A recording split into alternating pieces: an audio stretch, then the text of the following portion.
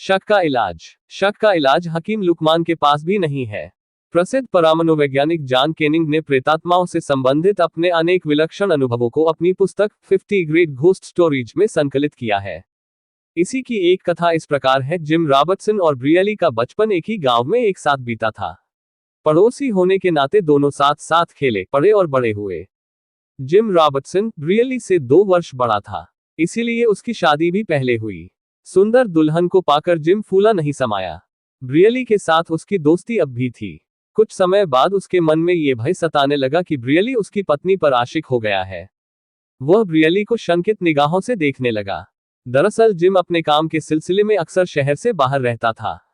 वह रेलवे में engine driver था। जब भी रात को जिम अपनी ड्यूटी पर होता तो ब्रियली उसकी पत्नी का हालचाल पूछने के लिए उसके घर चला जाता। ब्रियली उसको गैरहाजिरी में उसके घर क्यों जाता है, जिम को यही बात खाए जाती थी। ब्रियली के मन में कोई पाप नहीं था। वह जिम को अपने सगे भाई से भी अधिक प्यार करता है। उसके मन को उस समय गहरा सदमा लगा जब उसे यह महसूस हुआ कि जिम उस पर शक करने लगा है। ब्रियली ने जिम के घर आना जाना कम करने के बजाय ज्यादा कर दिया। उसका परिणाम ये निकला कि जिम की पत्नी भी ब्रियली को मन ही मन चाहने लगी। जिम को भांपते देर नहीं लगी और उसने ब्रियली से संबंध विच्छेद कर लिया। अब ब्रियली उदास रहने लगा। कभी कभी वह अपने दिल का हाल पत्र द्वारा जिम की पत्नी तक पहुंचा दिया करता। जल्द ही पत्र व्यवहार का सिलसिला सा शुरू हो गया। एक दिन एक पत्र जिम के हाथ लग गया। बस फिर क्या था, जिम पत्र पढ़ते ही क्रोध से आग बबूला हो उठा और उसी आवेश में उसने अपनी पत्नी व बच्चों की हत्या कर डाली। पत्नी और बच्चों की हत्या के बाद उसने आत्महत्या कर ली। ब्रियली को जिम के परिवार के खत्म होने का बहुत दुख हुआ। कुछ दिन तो वह मारा मारा फिरता रहा, फिर वह भी रेलवे में भर्ती हो गया। इंजन ड्राइवर बनकर लंबी दूरी की रेलगाड़ियां चलाने लगा। दुर्भाग्यवश उसे वह इंजन मिला जो कभी जिम चलाया करता था। उस इंजन को चलाने का उसका अभी पहला ही दिन था कि उसके साथ विचित्र घटनाएं घटने लगी। पहले ही दिन जब वह अपनी ड्यूटी पर आया तो उसने महसूस किया कि इंजन में कोई अदृश्य रूप से पहले ही विद्यमान है। ऐसा उसे इसलिए अनुभव हुआ क्योंकि अभी उसने इंजन के किसी भी हिस्से को छुआ नहीं था कि उसके कलपुर्जे अपने आप हिलने लगे। फिर जैसे स्वतः ही इंजन चलने लगा।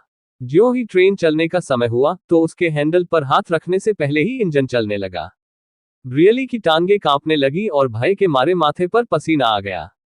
उसे कुछ समझ में नहीं आ रहा था कि उसके साथ क्या हो रहा है। गाड़ी की रफ्तार धीरे धीरे बढ़ती जा रही थी। उस पर ब्रियली का कोई नियंत्रण नहीं था। वह जिस भी पुर्ज को हाथ लगाता वह स्वचालित हो जाता। इसी रास्ते में जिम का घर भी पड़ता था। जिम के घर के पास उसने गाड़ी को रफ्तार कम करनी चाहिए, परंतु जैसे सब कुछ उसके नियंत्रण के बाहर था। गाड़ी अपनी तीव्र रफ्तार से आगे बढ़ रही थी। यह सिलसिला काफी समय तक चलता रहा। ब्रियली बस इंजन में सवार हो जाता, परंतु एक दिन उसके साथ बड़ी भयानक घटना घटी जिसका अनुमान उसे बहुत पहले से हो गया था। गाड़ी जिस समय जिम के मकान के सामने से गुजरी उसकी रफ्तार और तेज हो गई। तभी ब्रियली ने देखा कि कोई अदृश्य शक्ति इंजन से भाप निकालने वाले ढक्कन को खोल रही है, जिससे गाड़ी दुर्घटनाग्रस्त हो सकती है। ब्रियली और उसके एक सहयोगी ने मिलकर ढक्कन बंद रखने की कोशिश की, लेकिन उस अदृश्य शक्ति के हाथ इतने मजबूत थे कि वह ढक्कन को खोलता चला जा रहा था। फिर अचानक गाड़ी की रफ्तार इतनी तीव्र हो गई कि जैसे वह हवा से बातें कर रही हो। इसी तीव्रता में गाड़ी पटरी से उतरते उतरते रह गई। ढक्कन बंद हो गया, लेकिन एक भयंकर दुर्घटना होते होते बच गई। बात यहीं खत्म नहीं हुई। ये घटना हर रात दोहराई जाने लगी। ब्रियली अब समझ चुका था कि यह उसके मित्र की प्रेतात्मा है जो मृत्यु के उपरांत उससे बदला लेना चाहती है। ब्रियली ने अपनी बदली करवा ली। उस दिन ब्रियली का उस मार्ग पर अंतिम दिन था। उस दिन ब्रियली अपनी पत्नी और छोटी लड़की को भी उस गाड़ी पर घुमाने के इरादे से साथ लाया था जो पिछले डिब्बे में बैठे हुए थे। आज भी गाड़ी अपने आप स्टार्ट होकर चल पड़ी थी। उसकी रफ्तार पहले की तरह ही अपने आप बढ़ती गई। भाप का ढक्कन अपने आप खुलता चला गया। ज्यों ही गाड़ी जिम के मकान के सामने से गुजरी, भाप का ढक्कन दोबारा नहीं लग पाया। गाड़ी पटरी से उतर गई व जिम के मकान की तरफ बढ़ चली।